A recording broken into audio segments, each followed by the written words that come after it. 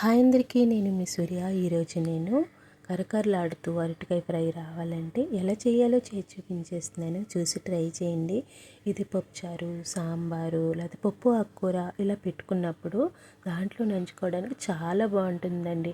అంటే రెండు కాంబినేషన్ చాలా బాగుంటుంది. ముందుగా 2 అరటికాయలను తీసుకొని పైన తొక్కలా తీసుకున్న తర్వాత సన్నగా అంటే పల్స్గా కట్ చేసుకోవాలండి. చాలా సన్నగా ఉండాలంటే కరకరలాడుతూ మనకి రావాలి కదా, అందుకోసం ఇలా సన్నగా కట్ చేసుకోండి.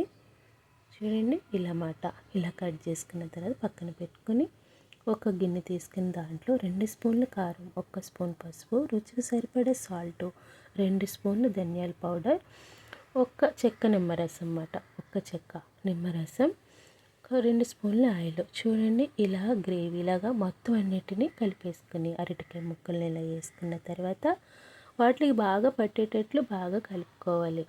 అల్లం వెల్లుల్లి పేస్ట్ కూడా 1 స్పూన్ వేసుకోండి. ఇలా వేసుకుని బాగా కలుపుకోవాలి.